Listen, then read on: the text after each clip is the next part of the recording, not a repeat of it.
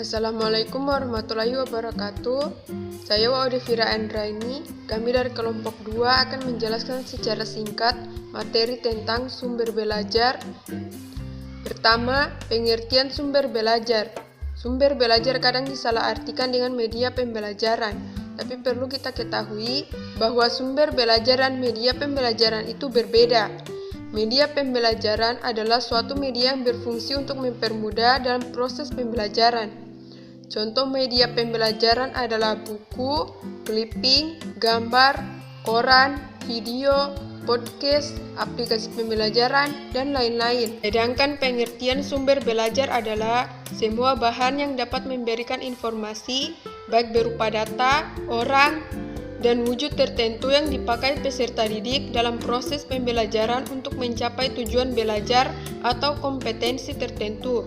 Sumber belajar misalnya pesan berupa dongeng, hikayat, bahan ajar, dan lain-lain. Kemudian orang berupa guru, ahli, instruktur, tokoh masyarakat, dan lain-lain. Materi selanjutnya akan dijelaskan oleh teman-teman saya. Sumber belajar menurut para ahli. Yang pertama, menurut Yusuf Hadi Miarso, sumber belajar adalah segala sesuatu yang meliputi pesan, orang, bahan, alat, teknik, dan lingkungan, baik secara tersendiri maupun terkombinasi dapat memungkinkan terjadinya belajar. Kedua, menurut Edgar Dale, sumber belajar adalah segala sesuatu yang dapat dimanfaatkan untuk memfasilitasi belajar seseorang. Ketiga, menurut Rohani, sumber belajar adalah segala macam sumber yang ada di luar diri seseorang atau peserta didik yang memudahkan terjadinya proses belajar. Berdasarkan referensi dari para ahli, dapat disimpulkan bahwa sumber belajar adalah segala sesuatu yang berasal dari luar diri peserta didik yang dapat membantu proses terjadinya belajar. Assalamualaikum warahmatullahi wabarakatuh. Perkenalkan, nama saya Herawati Tamim. Pada video ini saya akan melanjutkan materi yang telah dijelaskan oleh teman saya sebelumnya. Dan materi yang akan saya jelaskan pada video ini yaitu macam-macam sumber belajar. Berdasarkan asal-usulnya, sumber belajar terbagi atas dua. Yang pertama, sumber belajar yang dirancang, dan yang kedua, sumber belajar yang telah tersedia. Sumber belajar yang dirancang adalah sumber belajar yang sengaja dibuat untuk keperluan belajar. Contohnya, buku, modul pembelajaran, program audio, dan lain sebagainya. Sedangkan sumber belajar yang tersedia adalah sumber belajar yang tidak dirancang secara khusus untuk pembelajaran, tetapi dapat diambil manfaatnya untuk keperluan belajar. Contohnya, pejabat pemerintah, ahli pemuka agama, olahragawan, dan lain sebagainya. Mungkin itu saja yang dapat saya jelaskan. Untuk penjelasan berikutnya akan dijelaskan oleh teman saya. Assalamualaikum warahmatullahi wabarakatuh. Perkenalkan, nama saya Varianti. Pada kali ini saya akan membahas materi yang di bagian jenis-jenis sumber belajar. Jenis-jenis sumber belajar ada 7. Yang pertama, pesan. Apa itu pesan? Pesan adalah setiap pemberitahuan, kata atau komunikasi, baik lisan maupun tertulis, yang dikirimkan dari satu orang ke orang lain, seperti informasi bahan ajar, cerita rakyat, dongeng, dan sebagainya. Di dalamnya terkandung pesan-pesan yang ingin disampaikan dari satu orang ke orang lain. Yang kedua, ada jenis sumber belajar dari orang, seperti guru, instruktur, siswa, narasumber, tokoh masyarakat, dan sebagainya. Yang ketiga, ada jenis sumber belajar seperti bahan, seperti buku, transportasi, film, gambar grafik yang dirancang untuk pembelajaran, dan sebagainya. Yang keempat, ada dari jenis sumber belajar alat atau perlengkapan seperti papan tulis, perangkat keras, komputer, radio, dan lain-lain. Yang kelima, pendekatan, metode atau teknik.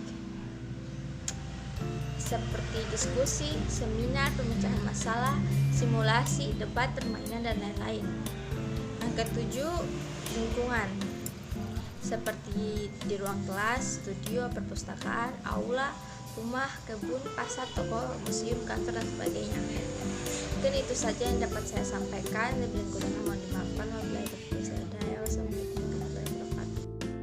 Assalamualaikum warahmatullahi wabarakatuh. Perkenalkan, nama saya Indrani Putri Utama. Di sini saya akan menjelaskan tentang pembagian sumber belajar menurut Rohani.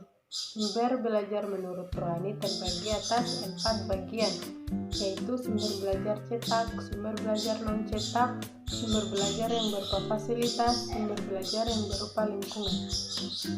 Sumber belajar cetak contohnya seperti buku, majalah, ensiklopedia, brosur, koran, poster, dan dena.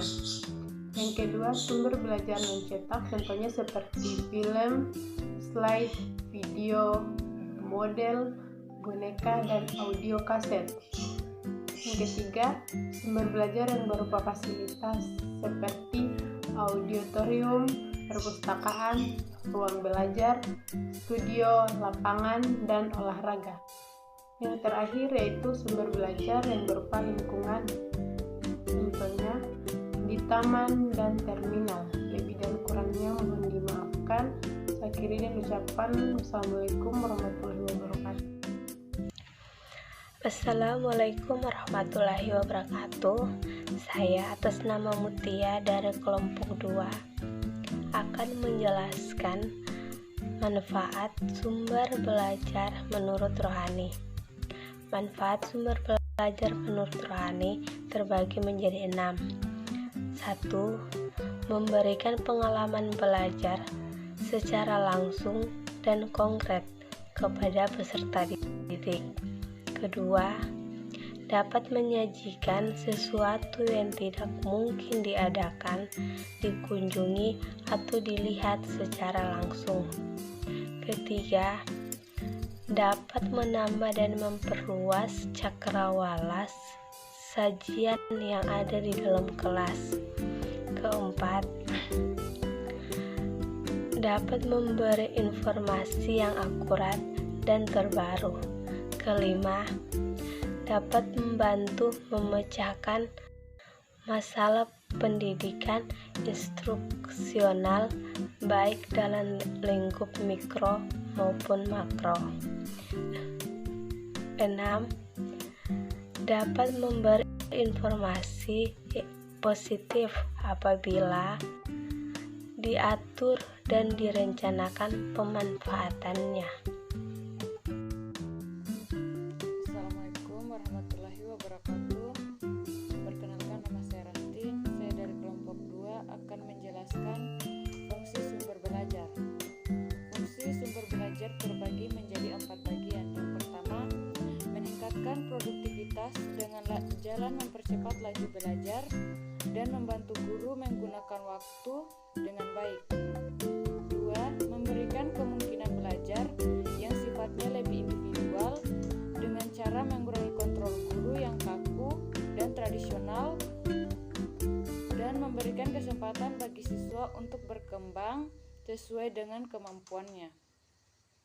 Ketiga, memberikan dasar yang lebih ilmiah terhadap pembelajaran dengan cara merancang program pembelajaran yang lebih sistematis dan pengembangan bahan pengajar yang dilandasi oleh penelitian.